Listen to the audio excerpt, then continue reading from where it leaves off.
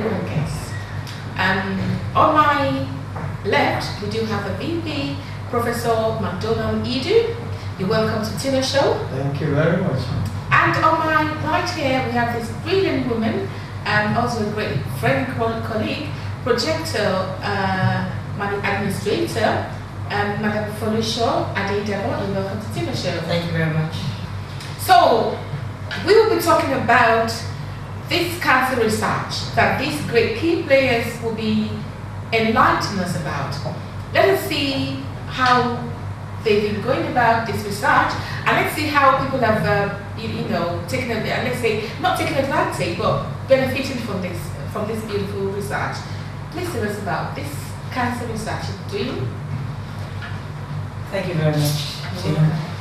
The idahosa University Cancer Diagnostic Research Center idea came up sometime last year, and what we are currently doing is we are trying to gather support from different companies, individuals and organizations to kind of invest in what we plan for the university. We have the researchers here, we have the idea.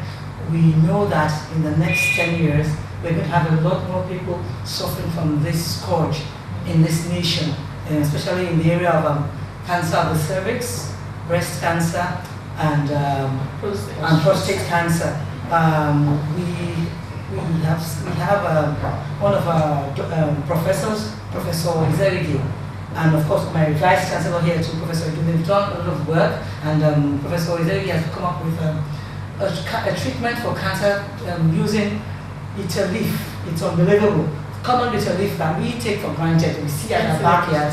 He's been able to do a lot of study on this, and he's seen that it can be used to reduce that thing that causes enlargement in the prostate, and can also be used to treat breast cancer. So we want to go into further research on how this can be used to also help in other areas of cancer, and not only that, also to see how we can, if this particular, I'm not a science person, but if this particular plant can also be used to kind of eradicate cancer completely. Yes. That is wonderful. And then to this present time, could you tell us, has there been any particular research that you really laid down, or are you just about to check? Are you about to just go into that? Like I said. Sorry, because I know that this professor, we're going to talk about him in a minute. I think he has already produced some medication in America, and they're being used here. So this is called Edun. Let me give an assistance. Okay. Now, so please, the issue here is that it's not from the scratch anymore. Oh, no. This has been patented in the United States of America, and it's acceptable here in Nigeria now, and it's being used all around for by several persons. Okay.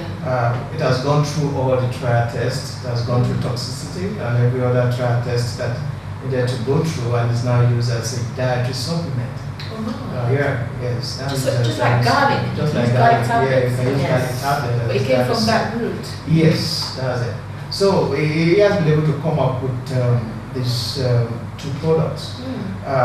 This actually for the prostates and for the types of cancers, the breast cancer. Okay. You use that for breast cancer? Yeah, breast cancer too. So what does this really do? It shrinks the cells, the enlarged cells. Yeah. Sorry, that is for patients that normally at the early stage. Early stages. In London, they go for chemotherapy. They go for chemotherapy. So while they're on that chemo, can they still use these drugs? Or? Definitely. Yes. I happen to, Professor Zevige's research work, I happen to also go through with him to see how scientific it could be. Yeah. I went through the slides and I also saw the results from the experiment, and I may go to say it's recommended.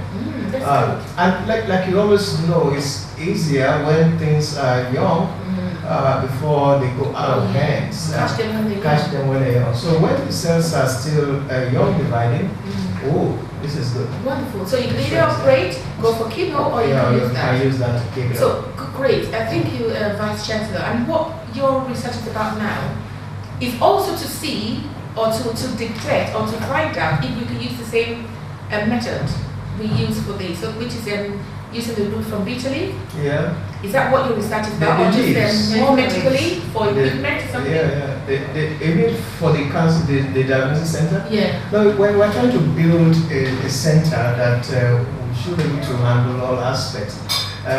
In quote, kind of with a social aspect, where women can come in and have a free screening exercises, that kind of a thing.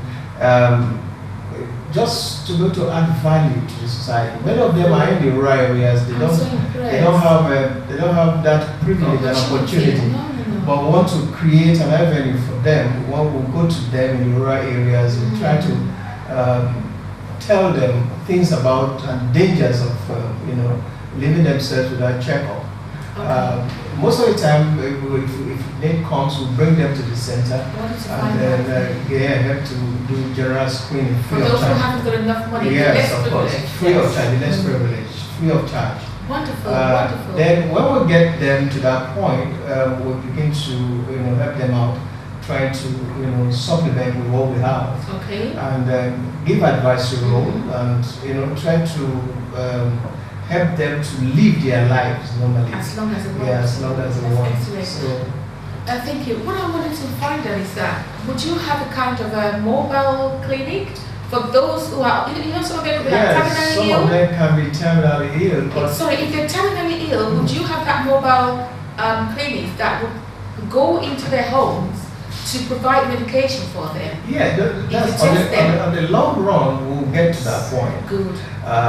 Where we don't have to wait for them to come to the clinic, we go to them. That's excellent. Yes, and because of their manner of thinking sometimes, for you to take somebody from about 50 kilometers from here, bringing the person to town that he has never been to before, it becomes an uphill task.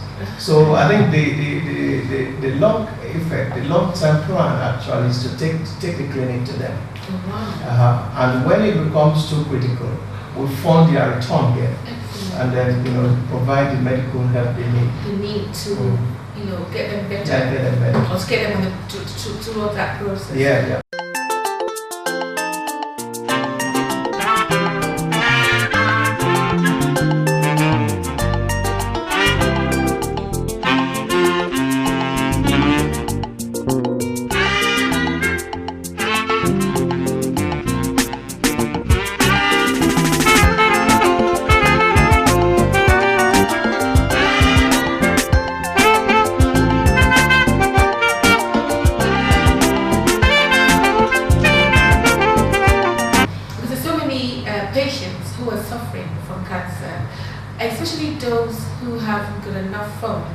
to continue their treatment.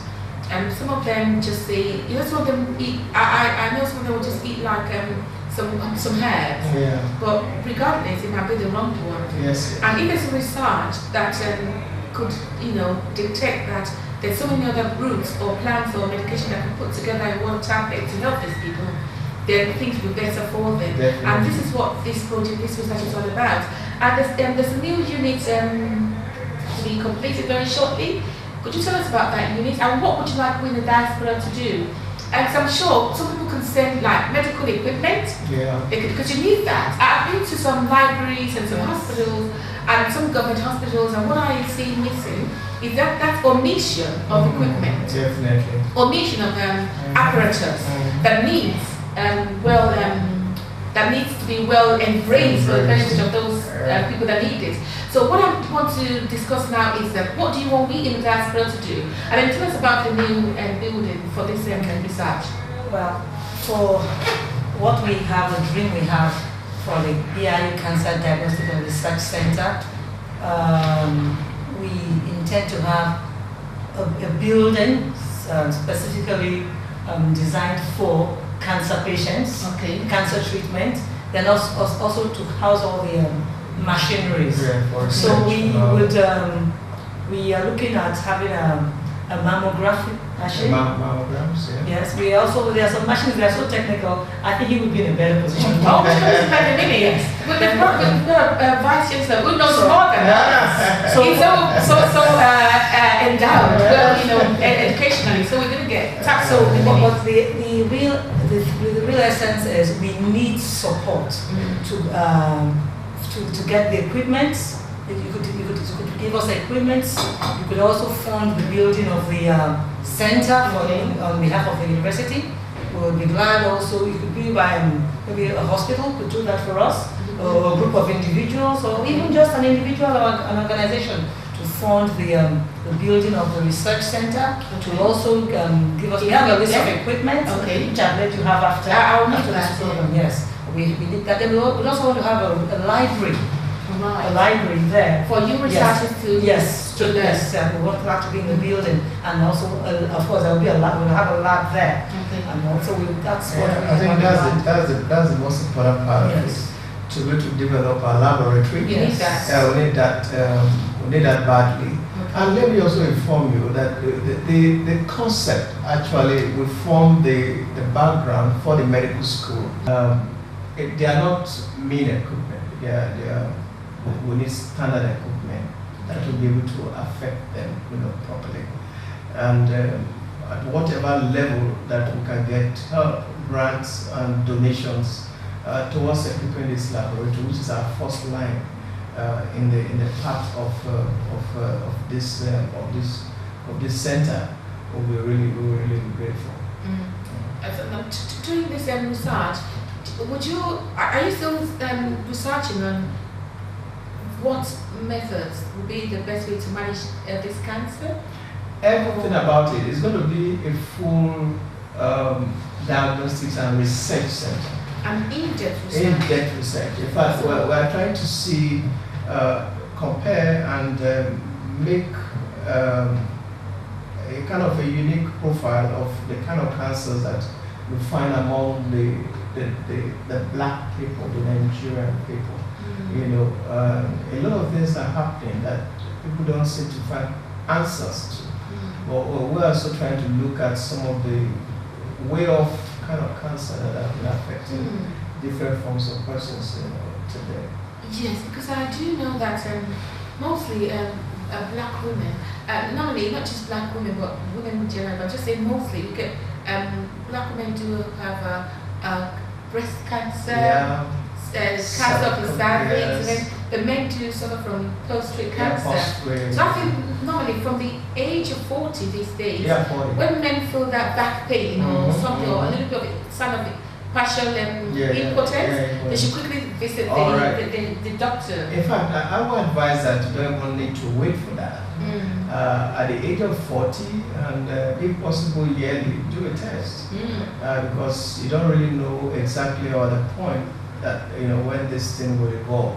So I don't see it as too much if you do it either once a year or twice, once in 2 years, just to make sure that you are living healthy. That's good. Yeah. Now that's great. So we in the diaspora have heard this, just like all my audience worldwide have heard this. Please stay tuned. I will be talking about vital medicine. This is a research into plants, the usage of herbs and similar plants to help patients suffering from diabetes and patients suffering from cancer. So stay tuned, and I'll be back after the break. I'm back, and like I said, we're back. I'll now be discussing vital medicine. And we've got a professor who also is an expert within that field. I do know that these days, we've been able to explore plants. We've been able to explore herbs in so many ways, especially we Africans. We're so endowed in human resources.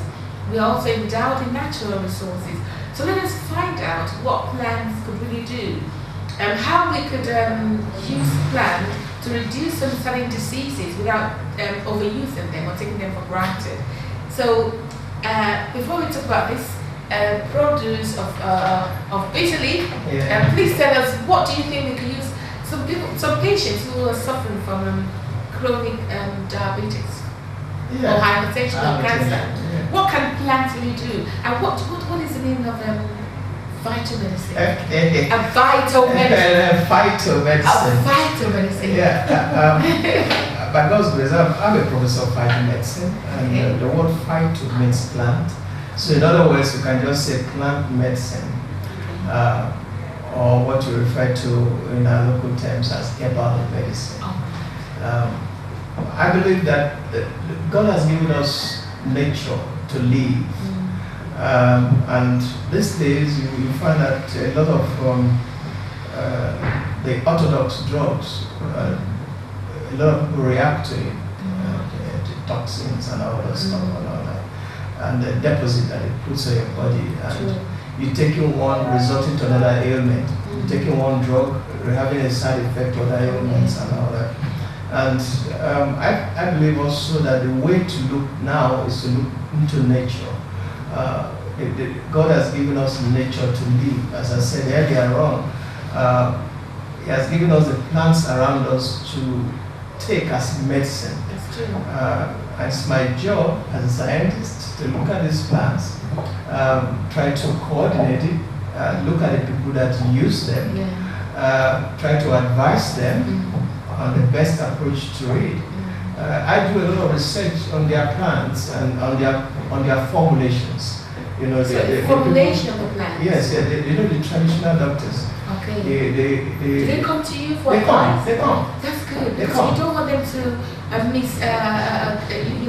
to misrepresent what they're doing. They do come. They give me calls. They come to see me. Excellent. And because I'm a botanist by training, and they believe more in me than going to either the medical doctors or even the pharmacists, because I can speak their language.